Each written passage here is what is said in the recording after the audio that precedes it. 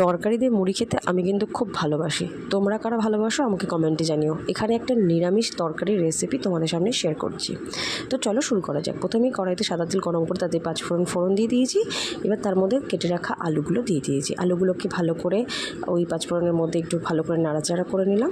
এবার এখানে আমি দিয়ে দেবো অল্প কিছু কাঁচা ছোলা আর কাবলি চানা ভেজানো ছিল সেটা দিয়ে দিলাম। সেগুলোকে ভালো করে একটু নাড়াচাড়া করে নিলাম।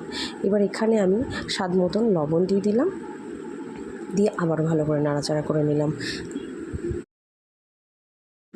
তারপর হলুদ আর এখানে একটা বাটা মশলা দিয়েছি, এটা হচ্ছে পুদিনা, ধনেপাতা, আদাটাকে ভালো করে বেটে এর মধ্যে দিয়ে দিয়েছি, দিয়ে ভালো করে নেড়ে চেড়ে নিলাম। এবার এখানে দিয়ে দিয়েছি একটা ভালো জিনিস, সেটা হলো কাঁচা আমের কুচি, আর দিয়ে দিলাম কয়েকটা কাঁচা লঙ্কা, দিয়ে আবার ভালো করে নাড়াচাড়া করে নিলাম। নাড়াচাড়া করে নেওয়ার পর এখানে দিয়ে দিলাম টমেটো, আর দিয়ে দিলাম কাশ্মীরি লাল লঙ্কার গুঁড়ো। যেহেতু আমি এখানটা কাঁচা লঙ্কা দিয়েছি, তাই কাশ্মীরি লঙ্কার গুঁড়ো দিয়েছি কালারের জন্য।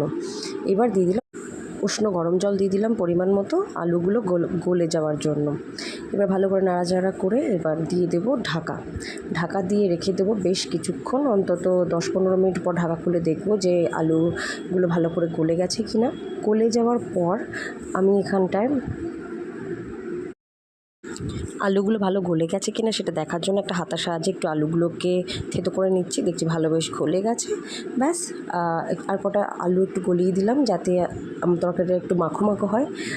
যদিও আমি এটা মাখা করিনি, এখানে আমি ঝোলই রেখেছিলাম, কিন্তু আলু কিছু গলিয়ে দিলে কি হয়, তাহলে তরকারিটা একটু আঁটো হয়।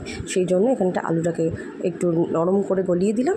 ব্যাস, হয়ে গেল আমার রেডি তরকারি, নিরামিষ আলুর তরকারি। এটা দিয়ে কিন্তু তোমরা রুটি, কচুরি, পরোটা, আমার মতো মুড়ি, ভাত সব কিছু খেতে পারো। তো কেমন লাগলো রেসিপিটা জানিও অবশ্যই।